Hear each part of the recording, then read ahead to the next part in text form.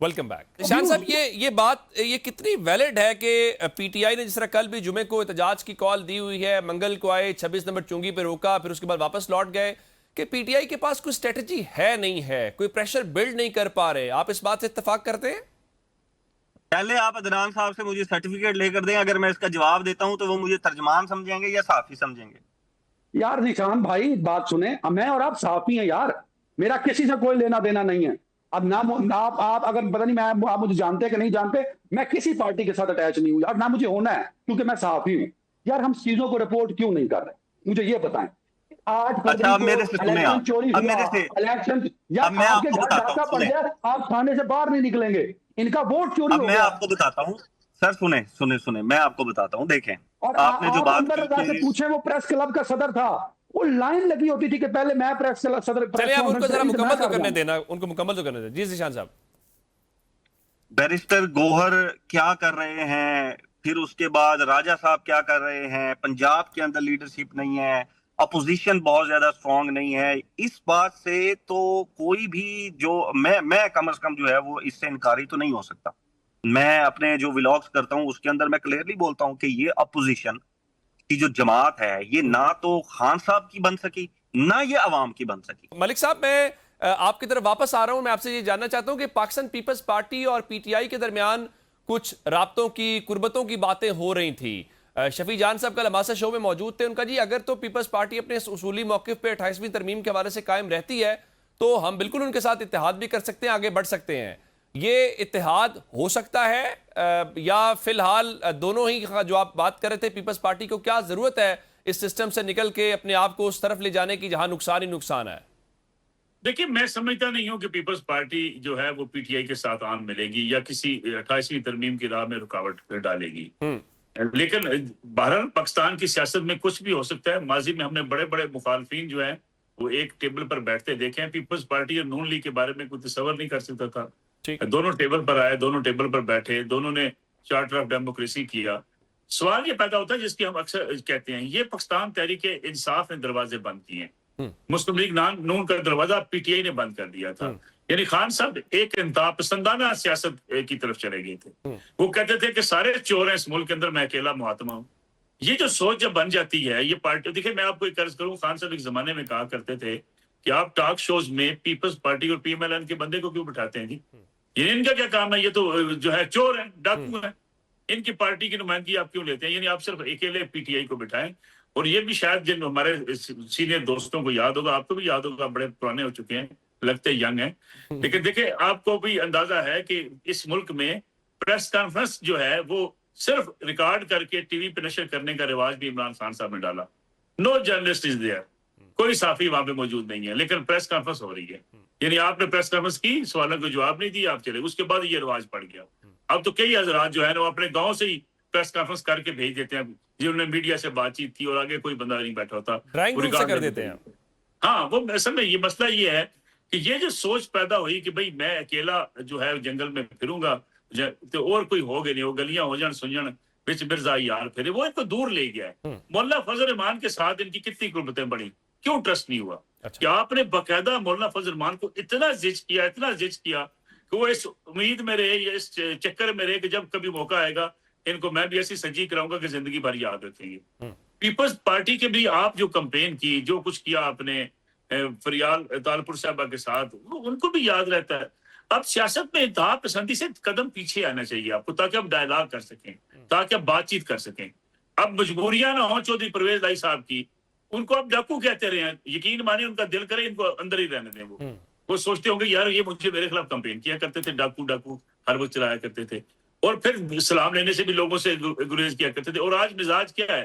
Barrister Gauhar साहब वजीर आजम शहबाज शरीफ साहब से पार्लियामेंट के अंदर सलाम ले रहे थे, मैंने उसने ट्विटर पे देखा, लोगों ने नीचे एक्स के ऊपर इतनी गालियां दी बैरिस्टर गौहर को, इतनी गालियां दी कि खुदा आप कह रहे हैं कि आपने वो बार इतनी हाई सेट कर दी हुई है जहां पे कोई बर्दाश्त का एलिमेंट नहीं है। अदनान साहब ये बताइए कि जो मलिक साहब बात कर रही है, बात दुरुस्त है ना कि अपोजिशन की जमात थी जेयूआईफे, आप उसके साथ अलायंस नहीं बना सके, उसको ऑन बोर्ड नहीं ले सके, तो पीपल्स पार्टी के साथ आप कैसे अलायंस बनाएंगे जिनके बारे में माजी में आप इतना कुछ बोल चुके हैं? तो अब कैसे ये समझा जाए कि आप इत्तेहाद भी कर लेंगे और फिर आप एक पेज के ऊपर भी होंगे? आप समझते हैं पीपल्स पार्टी और पीटीआई का आपस में कोई अलायंस? यार देखें देखें, पाकिस्तान की सियासत में अलायंस कोई बड़ी बात नहीं होता। यही डीजल कहा करते थे, अलायंस हुआ है 2-3 दफा, कई चीजों में इकट्ठे हुए हैं पीटीआई और जेयूए वाले, अभी भी होंगे। 28वीं तरमीम पे अगर पीपल्स पार्टी ना मानी तो फाइन, करने वालों ने करवानी है वो 28वीं तरमीम, और वो होनी है, ये लिख के रख लें आप, वो होनी है। अब उसमें पीपल्स पार्टी किस हद तक राजी हो पाती है, नहीं होती तो पीटीआई के साथ खड़ी हो जाएगी और अलायंस होगा। ये नहीं हो सकता कि ना हो, दोनों का एजेंडा एक हो जाएगा। लेकिन मुझे नहीं लगता कि पीपल्स पार्टी जरदारी साहब को ऐसी गेम खेलेंगे कि 28वीं तरमीम हो जाए और वो अलग उनके बगैर हो। अच्छा। तो वो शामिल रहेंगे, लेकिन कुछ ना कुछ मनवा लेंगे अपनी बात। तो अलायंस बनना कुछ बड़ी बात नहीं होगा, वो बन भी जाए। लेकिन जरदारी साहब मुझे नहीं लगता कि 28वीं तरमीम में अलग होंगे, वो साथ होंगे 28वीं तरमीम के, और वो 28वीं तरमीम होनी है और बहुत जल्दी होनी है। बजट से पहले का इम्कान? नहीं, बजट से पहले नहीं, बजट से पहले तो ऑफ कोर्स नहीं होगा, बजट के बाद। मलिक साहब, ये तरमीम के हवाले से बड़ी पहले तो गवर्नमेंट कह रही थी बाज़ाब्ता काम नहीं हो रहा, वज़रा ने कहना शुरू कर दिया जी काम हो रहा है। बहुत सारी बातें हैं जिसपे मुख्तलिफ स्पेकुलेशन इस्लामाबाद के अंदर हो रही है, जो अदनान साहब भी बात कर रहे हैं। तो तरमीम के मामले के ऊपर आप समझते हैं कि हुकूमती इत्तेहाद को कोई मसला नहीं है, ये ज़ाहिरन सिर्फ टीवी के लिए पब्लिक कंजप्शन की बातें हैं, बाकी जो सिस्टम ने अचीव करना है वो होना ही होना है। बहुत से लोग तो कह रहे हैं 26वीं, 27वीं और आने वाली 28वीं को एक ही तरमीम समझा जाए, ये नामुकम्मल एजेंडा था जो 3 सूरतों में पूरा किया जा रहा है। देखिए, आप हुकूमत को ना हमेशा ये समझें, हुकूमत जिसकी भी हो बड़ी बारीक वारदात डालती है। अब आपको एक तरफ से एक वजीर साहब नजर आते हैं जो कहते हैं 28वीं तरमीम पे कोई काम नहीं हो रहा। आजम नजीर तारड़ साहब वफाकी वजीर कानून है, उन्होंने बड़ा बारीक काम डाला। उन्होंने कहा कोई मुसवदा नहीं है।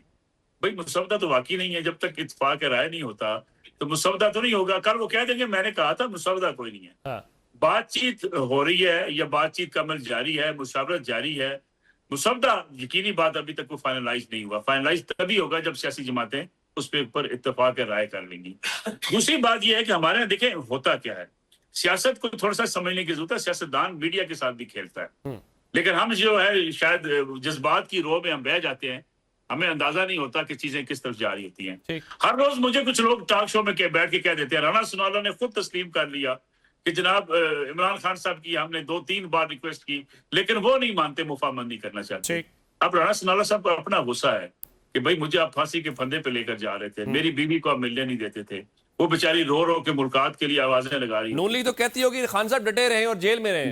राणा सनाउल्लाह साहब चाहते हैं कि मैं थपकी दे के रखा कि खान जी डटे रहना, तुझे मुफाहमत नहीं कर दे ताकि मजीद 5-7 साल जेल से रह जाऊं। ये सियासत के दाव पेच हैं जो सियासतदान हर दौर में लगाता है। 28वीं तरमीम में भी दाव पेच जरूर होंगे। दान साहब ठीक बात कह रहे हैं कि पीपल्स पार्टी जो है वो ये नहीं हो सकता कि बिल्कुल अपने आप को ये समझे कि जनाब उसे साइड पे करके मामला आगे चलते रहेंगे। वो चाहेगी गेम में इन रहे, अपनी चीजें मनवाने की कोशिश करेगी, जितनी मानेंगी उस पर सब्र शुक्र कर लेगी। ठीक। मैं अदनान साहब आखिर में आपसे आखिरी सवाल चाह रहा हूं कि ये जो तरमीम है इसको हम नथी करेंगे जीबी और आजाद कश्मीर के इलेक्शन के साथ? नहीं, मेरा ख्याल में उससे कोई लेना देना नहीं है। मामलात का इस हमारे वाली साइड से है, और ये जो 4 सूबे हैं, नहीं जाहिर है वहां इलेक्शन तो हो रहा है ना, इलेक्शन से पीपल्स पार्टी चाहेगी तो सही चले, कुछ ना कुछ वहां से हासिल कर लिया जाए।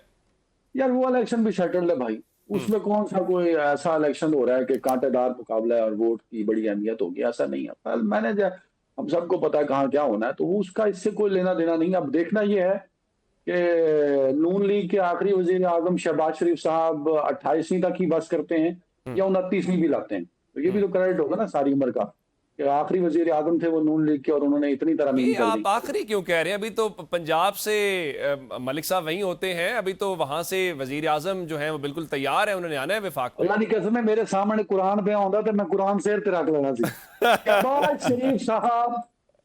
शहबाज शरीफ साहब पाकिस्तान मुस्लिम लीग नून के आखिरी वजीर आजम। या बहुत बड़ी लाइन करें, ये रिकॉर्ड कर लेना है अदनान साहब, ये आपको हॉन्ट क्या करेगी ये वीडियो? सर आप ये संभाल के रखिए, और अगर आप इसके 3-4 बैकअप बना लें, नून लीग के घर में अब कभी वजारत उज़्मा नहीं जाएगी। ये आप जो ये कर रहे हैं, जो इन्होंने 2 साल किया, इस नहज पे कहानी पहुंच चुकी है। अच्छा, शहबाज शरीफ साहब आखिरी वजीर आजम है। चलें इसी के साथ जो है ये वीडियो जी लेकिन बिगोंदर साहब ये पूछ लें कि शहबाज शरीफ साहब कब तक मुस्लिम लीग नून के आखिरी वजीर आजम? मैं नहीं किया। अब हो सकता है वो भी कि 10 साल प्लान अभी चलेगा। इसके साथ ही जनाब आज के प्रोग्राम का इख्तिताम करते हैं। अपने तीनों मौजूद मेहमानों का, नुसरत मलिक साहब का, अदनान हैदर, सैयद ज़ीशान अजीज साहब का शुक्रिया अदा करेंगे। नाज़रीन आपने प्रोग्राम देखा, हमें इजाज़त दीजिएगा, खुदा हाफिज़।